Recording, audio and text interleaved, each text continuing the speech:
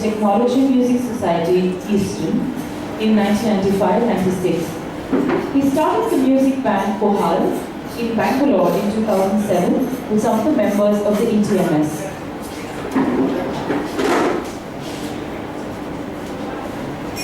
Aside of him, we have some dignitaries here today for the launch of the book. An alumnus of the prestigious Wharton School and JNU, and rightfully so. This alumnus of NIPS and University of Arts London is the creative director of Louis Philippe at Madura Gardens. Ladies and gentlemen, please put your hands together for Samrat Som.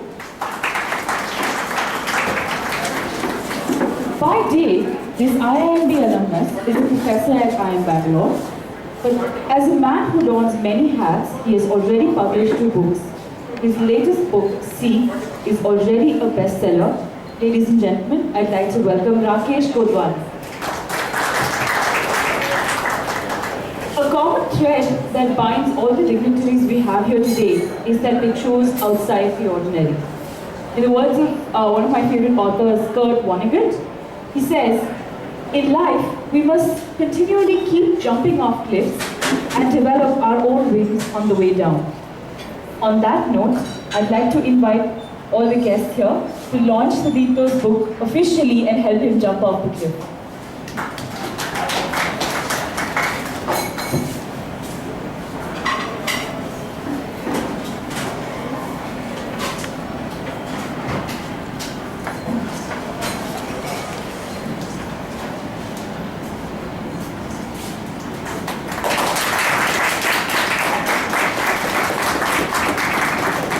Can I hear the claps louder, please?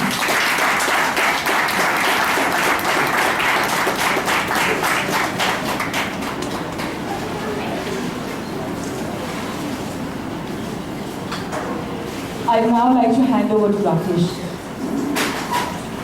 Thank you, Isha.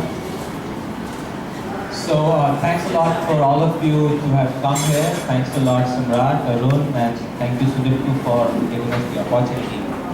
I will try and host the evening in probably getting out all the juicy answers that I'm sure our audience wants to know. You know, I met Sudiptu a few months ago. You cannot say that he's written this book. He can pass off still as a nerd, geeky guy. And the world that you come in, I've seen that. You know, we work there together. Very boring companies, very boring people. The kind of BLSI coding you did is definitely not something that... See, people are already ashamed in the room. They're hiding themselves. I know how boring world that is. I'm from the same world.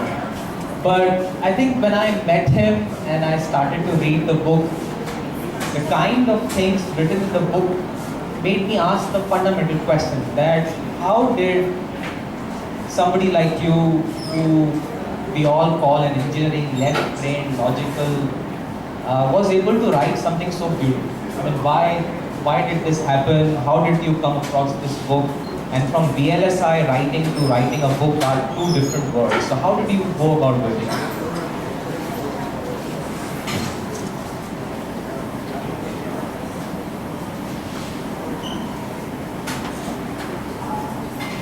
Hello. Hello. Hello. Is working? Okay. First, somebody asked me, this question was something,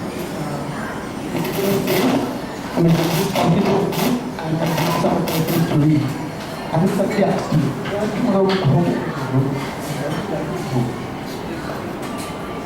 hello. So, okay, just to repeat the same thing. So now that Rakesh asked me the question, right? No, I mean, I know the answer. I mean, why I wrote the book, right? But first time somebody asked me was in, I think 2010. So I had just completed the book and I had given it to my friends to read. And then somebody told me, yeah, right? So then I started thinking, you know, I mean exactly what motivated me to write, right? And then, you know, I mean, a very interesting anecdote came to my mind. Long time back, I think in early 80s, when I was around 10 or 12 years old, and my younger brother was around 5, 6. and we come from schools, and both my parents were working. So in the afternoon, I mean, we had nothing to do, and the only entertainment was radio, and we used to listen to Vivid Varti. And in the afternoon, I mean, we used to have these shows like, the Man Chahe Geet and all those things, right? And the good part about these shows were that before each song, actually they used to tell the name of the artist, the singer, the music director, right? And then me and my brother, I mean, we had a game. Either of us had to actually listen to the name of the singer and the music director, and the other one had to guess who the singer is, right? And then within few months, I mean, we could, like identifying singer was very easy because Asha, Lata, and then actually Hemant Kumar or Rafi Kishore, right? And interesting part was that finding out the music directors. And I mean, very soon, I mean, we could identify actually most of the music directors. And the music director which we never failed to identify used to be Shankar Jaikishan, right? And somehow, when we always feel that when there is something very exclusive and also very unique about Shankar Jaikishan, and why we could always identify them, right? And we at that time, I mean, we actually wanted to become Shankar Jaikishan, and we started composing music actually at that day. And we thought that someday this Sudip the Sora will become as it as Shankar Jaikishan, right? So now, coming back to in 2010, I mean, when somebody asked me, right, why I wanted to write, I recall this incident, and I believe why we were impressed by Shankar Jaikishan was, not that their music was the best, right? But we could feel that there is something exclusive about his music, right? And that made us always identify him in the Lord, right? Among R.D. Burman, so many names were there, but we never failed to identify him, right? And I think that was in the mind that if you can do something which is exclusive, right, and which cannot be which should be little unique, right? I think that was in the mind, and I believe the main motivation to write something was again this urge to do something which is little unique and also maybe exclusive. I mean, which I can claim that only I did, right? Because any code, I mean, as you mentioned, right? When writing a daily say code or something, I think if I can do, I think 100 others can also do, right? But even if it is a very small, right? This book, I mean. At least when there is something exclusive about it that apart from me, I think nobody else could have written exactly this book with the same name and the same words, right? But I think the code or anything else and whatever I did in my life, I think anybody else could have also done, right? And they could have done it even better, right?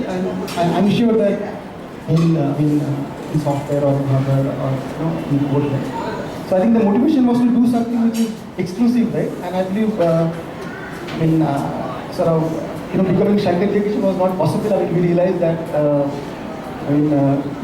it's a lot more tougher, right? So I think I found this is something I can attempt, and that's what. But why this topic? And why don't you tell our audience a little bit about the Ekkos and the 4 scripts and some insight about the book? Okay. So the book is something like this, that in a family, a grandmother has a lot of stories. She tells a lot of stories to the kids. I believe every family, Nana Nani stories are very important, right? And we never figure out whether these are mythological tales or these are historical things. I mean, at that age, the stories are just stories, right? And in this family also, a grandmother whose name is Kuha, she has a lot of stories, and she has a very horrific death during the partition of India in 47. And then she dies, but her stories lives on. And 50 years down the line, sometime in 90s, one of our grandsons, Protu, he is studying, he's doing masters, he's doing MS in Stanford. And his girlfriend, Afsar Paridi, she happens to do something, which is called linguistic paleontology, which Protu was even shocked to hear about. I mean, what the hell is this? But so now, what happens that Afsar and Protu, while they were talking about the stories, right? Afsar, she figures out that these stories are not simple grandma tales, right? It appears to be some riddles. Each story is a riddle, and each riddle points to some very intriguing aspect of ancient Indian history, and that's why they try to find more about Kubha and also more about the stories. And also while doing so, they realize that all the deaths, unusual deaths that happened in their family in the last 100 years were actually murders. So it looks like some fanatic group has been trying to kill that family for the last 100 years. And then they figure out that actually the group was not trying to kill the family but the stories. And that's my novel is about. So why the fanatic group is trying to kill the family and the stories. So what explosive things are there in the stories, right? So now coming back to the point why I chose this topic, right? So I think there are two aspects in the book. One is Bangladesh and one is this ancient Indian history. So Bangladesh, why it is there? Because our family moved from Bangladesh and I grew up hearing a lot of horrid stories about the partition, right? Exactly what happened in the 60s, right? And one of my aunts, when she used to tell a lot of stories, and she used to repeat the same story again and again, and I used to wonder that sort of person, somebody who had lived in Bangladesh for so long, right? She used to always refer to Bangladesh as her own country, and like in the Bangladeshi accent, which she used to always tell, which means that is our country, right? And then in 18, a person, who had to escape from the country after 30-40 years, she used to always refer to our country is that Bangladesh, right? So that was there in my mind. And what is there, in a country where you have to leave everything, in your family, your land, everything, but still, after 40 years, you still say it's my country, right? So that's the reason Bangladesh, became very naturally. And ancient Indian history, I think, the credit goes to two people. I think Indiana Jones and Robert Langdon. So, I like Spielberg, and I believe, apart from E.T. and all those things, which we saw in the 80s, I think the first, again, film which touched me a lot was Indiana Jones, right? And somehow it intrigued me a lot because he was dealing with some aspects of Christianity and some aspects of ancient, Roman history. But then, the way the history was told in the films or in the books, right? It was very interesting. Sort of, it had a thriller angle, right? And then Robert Langdon, I think, he crossed ideas, right? He spoke about Christianity and also about ancient Roman history in a way, which is very entertaining, and though it was a thriller, but backdrop was ancient in Roman history. So I thought that Indian history is also equally old and and much more old, right? And there are a lot of things in Indian history which are so old that neither can anybody prove and nor can disprove it. If I say that my ancestor wrote Rig Veda, I think nobody can disprove me, right? Because there's no proof, right? And such things make sense for authors because I can exploit such things. And as an actor in history, actually they say that the non-existence of the proof is not the existence. When they say that if you don't have any proof of anything, that doesn't mean that that thing that exists, right? So the non-existence of the proof of something is not the proof of its non-existence, right? So I think I exploited that. There are a lot of things in our ancient Indian history which can neither be proved nor disproved, right? So that may be, a good premise to do. So Bangladesh, I told, and also this ancient Indian history. So these were the main aspects of this book. Okay, I'll now take the questions to Aroon. Aroon, you have written a book, The Shadow Throne, and your next to come out very soon. For an author, choosing a topic is also quite challenging. So what are your thoughts on the topic that Sudipto has chosen?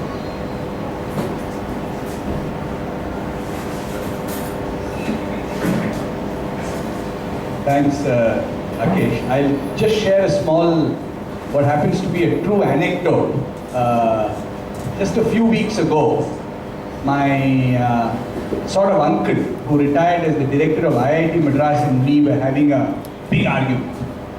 So I said, see, you guys are producing very unidimensional types. So he was taking me up seriously on that. He said, that's not quite true. I said, can you name a single guy who's written a book of fiction? Do they understand history? And life has a way of hitting you in the head, because a few days later, Sudipto came to see me. So I've not sent the book to my uncle. But let me say that the Ekkos Clan is basically uses history, but in a very, very interesting way. And there's history in this book in 5 or 6 levels. The book starts with a brief, but a very moving account of the partition of Bengal into East Pakistan and India. When I met Sudipto, and he was telling me, and it struck me, that we don't know very much about the partition in the East. A lot of the literature is about the partition of Punjab. But obviously, this is also a very important part of Indian history about which less is known. And I think the book starts with a very moving account of Krotu's grandmother, who loses her life in the partition of Bengal, but her stories live on through the book. So that's one part of, let's say, contemporary history with which the book starts, and it's very gripping right then. And then it moves on to history of ancient times, the Rig Veda. It comes to a contemporary archaeological site, Arcane in Russia. It moves to a discussion of a secret society, the Hiranyagarbha Bharat, which again I found very interesting because it subscribes to the view of the Aryan theory of India as an entity. So I think Sudipto has moved across many layers of historical experience, historical speculation, historical fact in a very, very interesting way. I mean, I've seen this certainly in Dan Brown, Da Vinci Code, and even Indiana Jones at another filmy level. But the book is very, very visually arresting as you move through it. And it takes you through history in these multiple formats. There's a lot of moving to and fro between these scenes. So that's something that struck me as being very, very different and unusual. And writing history would also be quite tough, right? Especially given the kind of educational background Sudipto has. Writing a book which is very historical in nature would require tremendous amount of effort. So what are your thoughts on that aspect? Absolutely. See, when I first looked at it behind, and Sudipto came to see me, I said, what do you, first of all, I looked at IIT Kharagpur. That was a little bit of a first cross sign. Then I said, what do you do? He said, I design VLSI chips. I said, I'm unlikely to read the book. But then I said, no, let me take a look. And believe me, I told Sudipto, I wanted to read the book so that I talk about it knowledgeably. But I said, I read about maybe 100 pages, 120 pages, and I said, I'm not going to read it fast now. Because then it destroys the purpose of enjoying the book, because I'm beginning to really enjoy it. And I said, I don't want to kind of rush through it anymore. So the point I want to make is using history as a backdrop to write a work of fiction, in my view, is not that easy. Because you've got to have, it's much easier in a sense to write about a story set in contemporaneous society, if you will, using relationships that we understand. But using history to write a book means you have to have a feel for the history of it. And you have to like history, you have to love it, you have to connect with it. And I think that's happened in Ekkos Clan. Sudipto, I think, I have to say this, it's come together really well. And I'm excited, when you read this, you want to read more.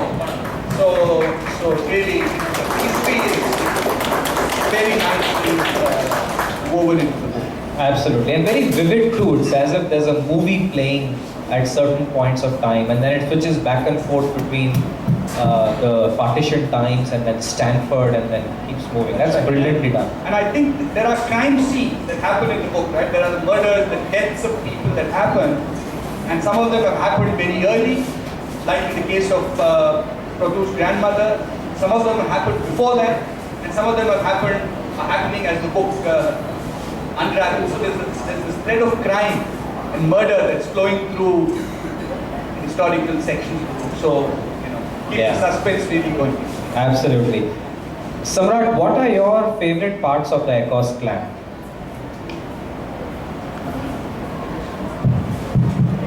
Sorry. Okay. Yeah.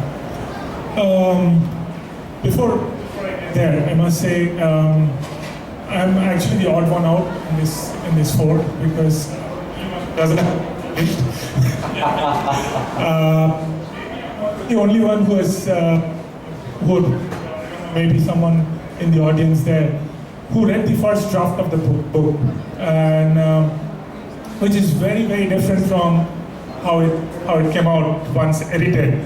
And in fact, I went through very similar feelings as Aroon said when I was reading it, when I was very close to finishing the first draft, reading the first draft. I left it and I said I don't want to, because it's going to be quite different when it comes out as a book, and I don't want to, it's very difficult to go through a crime thriller when you have actually known the whole thing. And so, again, coming back, I don't know why I'm here.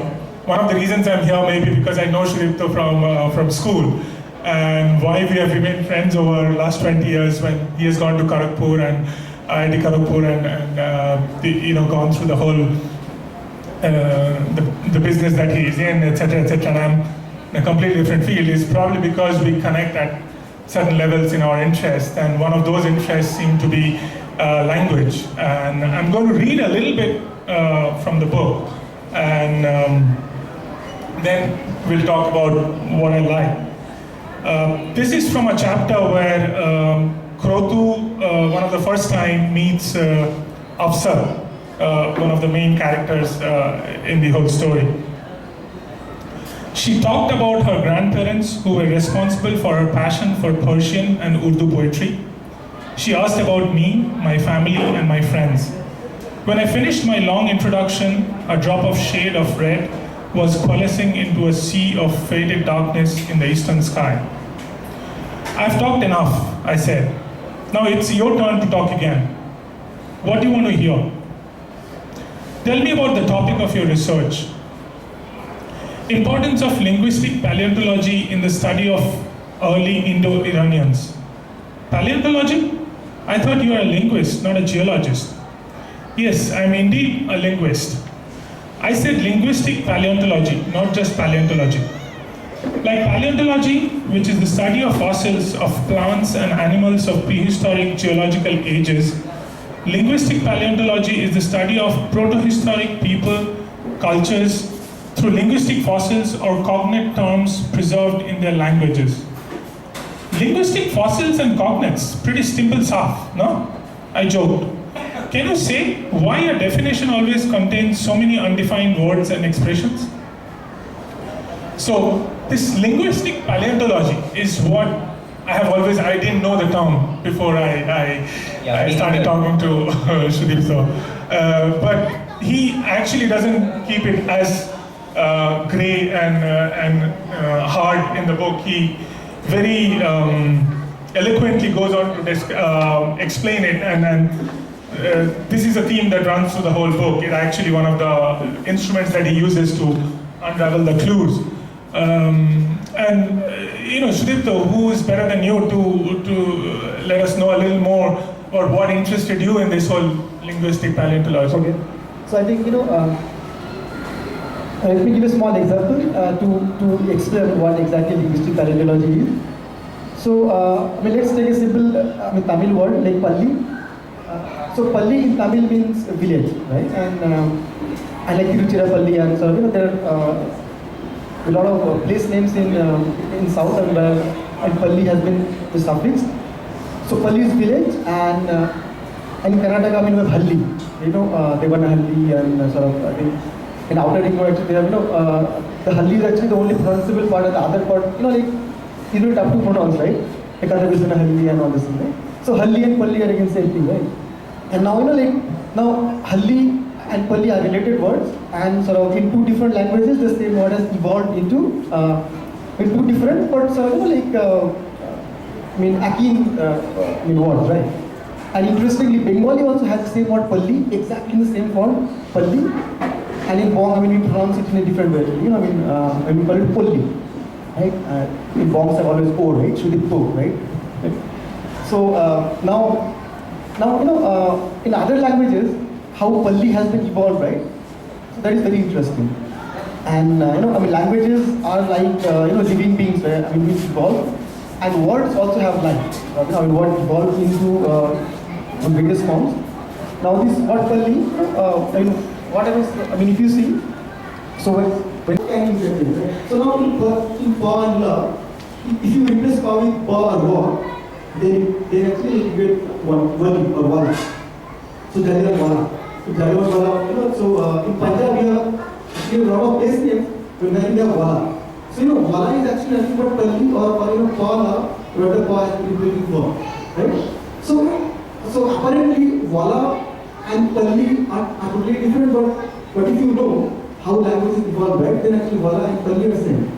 And then in Bombay, so there's a place called Borivali, right? Again same thing, the Palli, Wali, Kundavali, Borivali, right?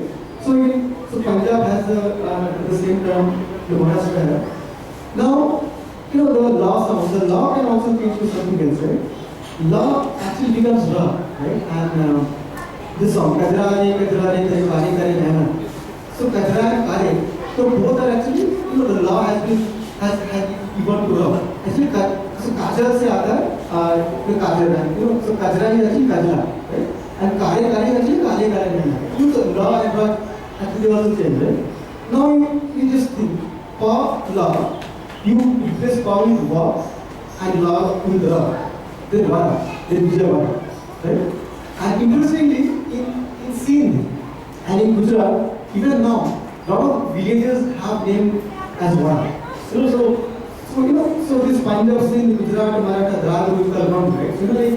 All these languages have Palli in various forms, but not Hindi, right? So now why Bengali has and why Dravid, why Maratha has and why Sindh has this word Palli and why Hindi doesn't have. See, there is a historical proof for what is the relationship between Bengalis and the Tamils, right?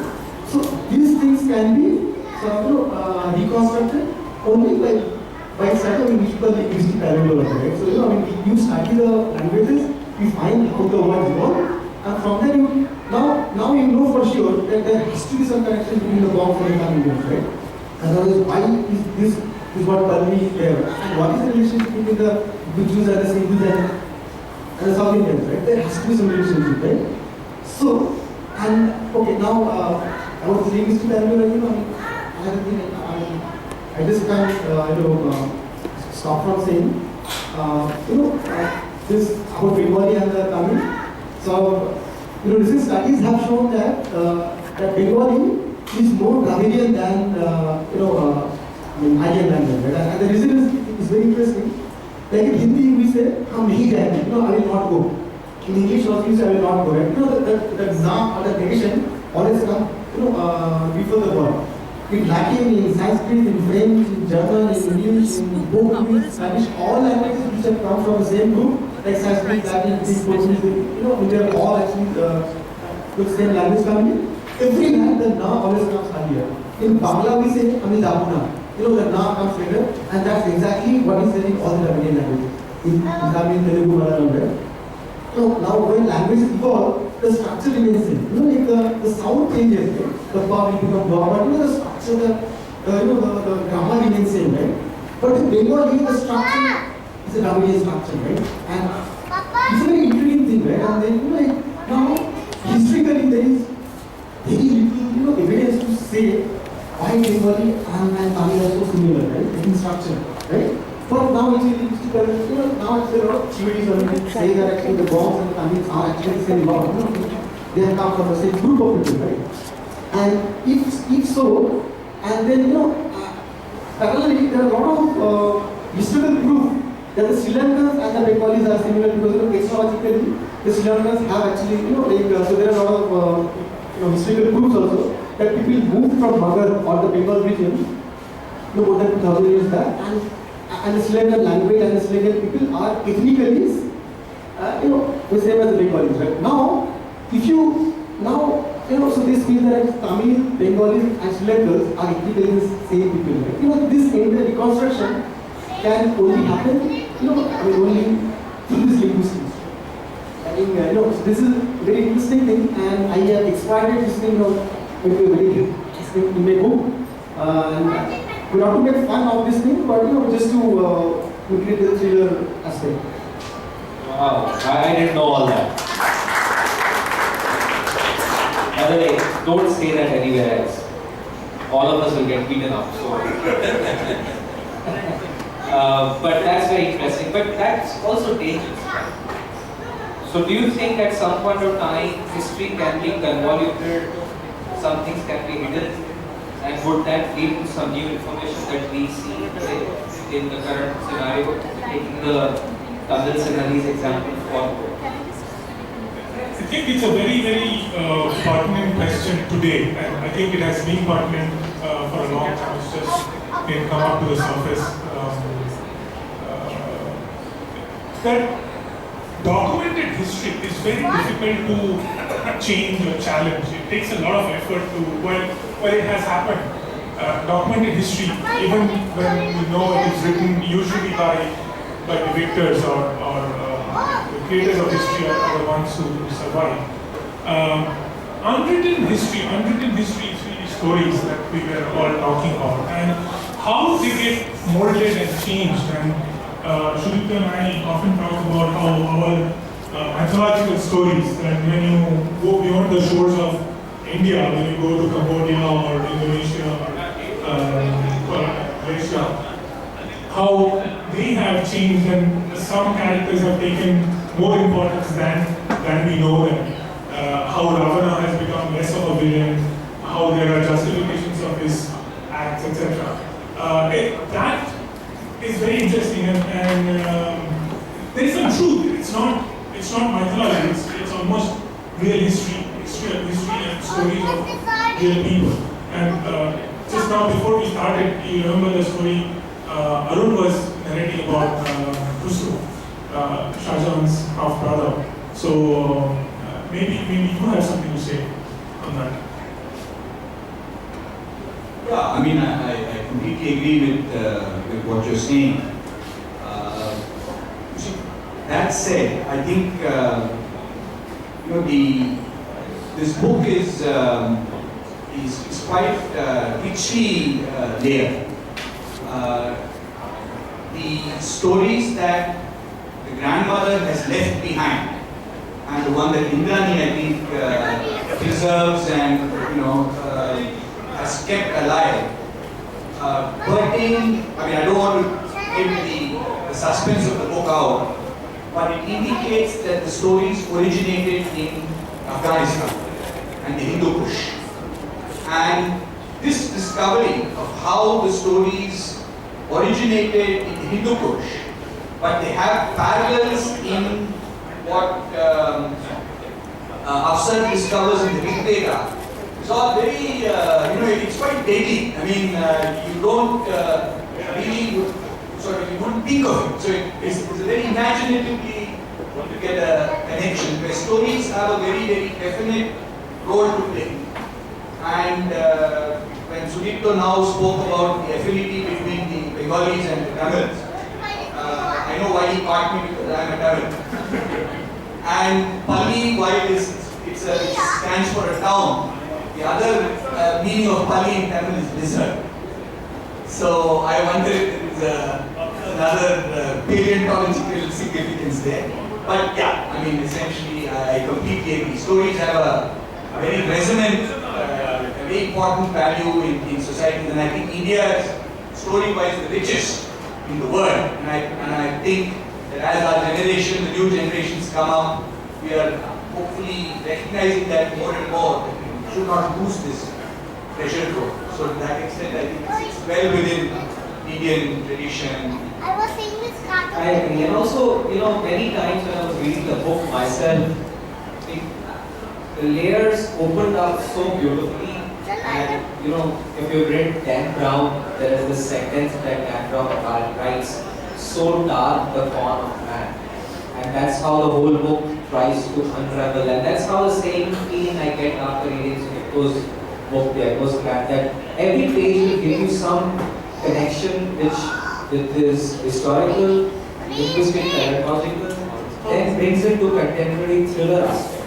So I want to now jump from history to linguistic paleontology to thriller. So how do you have written thriller? and there are some elements of thriller in every book. So how does this book compare to other authors that you have read on those thriller aspects? See, I've kind of grown up on the thriller and thriller and adventure, crime, fiction. So basically, if you look at thrillers or adventure stories, they have four major elements. The first is you need to have a very good plot. If the plot doesn't grip the reader, you're through. I mean, he won't come back, he or she will not come back to the book. The second, equally important element is space.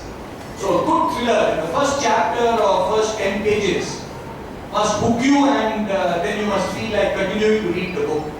Keep the pages turning, right? So plot, then you have pace, and then you must have very believable characters to sit well in the story.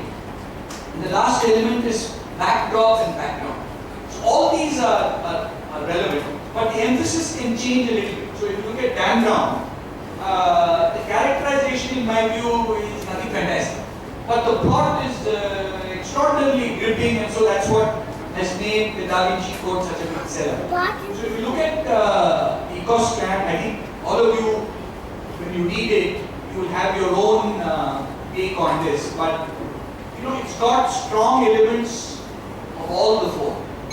So the characters stay true to themselves through the book.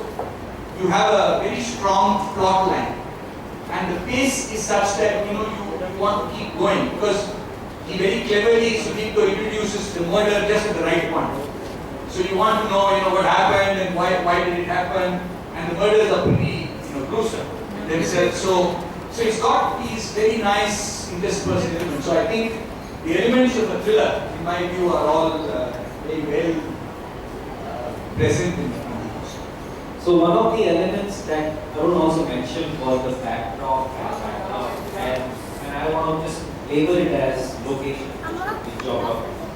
And geography plays a very important part of the book. So the book takes you from a village in Bangladesh to a small town in USA, to a city, Calcutta, in Afghanistan, Russia, and many more. So I'll read out a small passage which is from the book, and it talks about the location and the geography. Just see how beautifully it is described. Within seconds of takeoff, I was mesmerized by the sheer beauty of the southern hills that spread around us. The spotless blue autumn sky enveloped the bluish green conifers, the gently undulating hills and the placid blues placed in icy blue days. See the expressions of wonderment. Malaria told us that we were not taking the usual route to Arecan through Chevelings, Glass, Stepnoi, and Magabo. That's very boring. We are taking a longer and scenic route to Kasli, to Dravi, Uskoi. I can't even pronounce the next one. Now we are flying over Kasli. The best part of the journey is now between Kasli and Kudravi. Near again unpronounceable name, we touch the Ural River and fly close to the foothills of the southern Urals. We fly along Ural till Kizlikoi, where we will turn left towards Arcane. Where did you get all this from? Have you gone to these places? Did you live there? Where does this come? No, of course, I haven't got that. But nowadays, books and internet and Google Maps, right? I believe with thanks to Mr. Larry Page and his book on that, I think you guys say everything, right? I mean, if you have a good book, right, and a good traveler plus Google Maps, I believe we can go to any place in the world, right? So all these things are thanks to Google. Right? And also there are a lot of books now. Archive is historical side and this and Rakesh Godhwani was there in 2006. Like he sort of after he went there, so that place has become when I historical side. Right? So now a lot of material is available in the internet about archive, about how this all these unpronounceable names, and Russian names actually it's very double. SKV, ZW will be all very different, and I don't know how four consonants can be like SKW, ZV. You can't pronounce it. So, but then I think he likes it. Google Maps, a lot of travel on I thought you'll answer that really really nicely that yes, I've gone there and I've spent 1 year there. You just drop the bomb like thanks to Google you wrote this. But anyway, it's well written, that's what I enjoyed. But what he doesn't say is the imagination also. Probably. I think that's what is the key. What is the toughest thing to write? I think toughest thing is, I get, really pissed off if there is wrong information in the book. How good a book can be written, but one factual error that just puts me off, right? So when I started writing, I wanted to make sure that each and every fact I say, each and every historical fact or archaeological fact, anything, that has to be authentic. And I think that was the toughest part. And as you asked me to make a very tough question that without being in archive, without going to Hindu books, right? So Bangladesh, I didn't have any problem with that. I heard so many stories of Bangladesh. I could visually see the videos, my grandmother or my aunt said, this book so much about it. That I exactly knew that you down here, there is a process store, and then, so everything was also visual. But archiving and all these things, I think the biggest challenge was to be authentic and to write the right facts and not mess around with historical facts. So to reading lessons is fine, but I don't believe in messing around with facts. I think that was the biggest challenge. In fact, one of the things that reminded me while I was reading through his draft, etc. Amitabh Ghosh is one of the first books, South of Reason, where the character first time goes to London. I'm getting a title of the book, right? I don't know, but one of the books where the protagonist goes to London for the first time, and he could tell the way he writes, he could tell every charge, every store, almost as if he has been there before. And when he's asked, he says, the stories are actually, or the place is actually alive to me because of the letters written to me by my sister. So it's the same way. In fact, we were discussing that there was a famous Bengali author, Bhushan Bhagavata, who wrote so eloquently, so vividly about African adventures in Africa 60 years back when there was no internet. He didn't ever travel. He didn't ever get out of Bengal Bihar region. And so I guess he's sort of carrying on those traditions, just using modern tools and imagination. Absolutely. So that's all I wanted to ask you to go, and Aroon, thanks a lot, and Samrat you as well. I want to leave you all with a small question that is my personal favorite. And again, I'll just read it out to you. In the high altitudes of the snow mountain lives a powerful ether. He uses his weapons, the thunderbolt and fire, to break into pieces the glaciers that crawl down the mountain like Ali, a big dragon. The ice melts and releases from captivity the swollen waters. Thus the river is born. Full of life, the liberated waters flow like streams of milk, gushing through the slits and splits of mountains like freed cattle running towards their mother, sometimes breaking big stones, sometimes plunging from great heights, and sometimes meandering through deep ravines. She overcomes all obstacles and flows down towards the plains, never stopping, ever moving no matter what may come her way. She is guided by the stars in the sky, especially the twin stars named Junk and Jantu. By the time she reaches the plains, she has acquired enough water and silt from the hills. She is no longer in a hurry, but flows more solemnly, fertilizing the land with her silt and refreshing the people with her sweet water. The further she flows, the bigger and wider she becomes until finally she merges with the vast and limitless ocean. In this tale, the river actually refers to life, which starts its action when the fire of the will is ignited. The thunderbolt liberating from the water from the mountains is actually the ignition of will.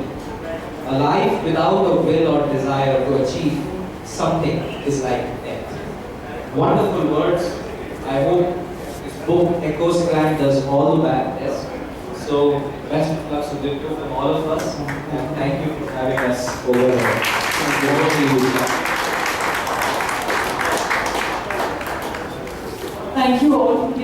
beautiful audience. Before we are done for the day, I'd like to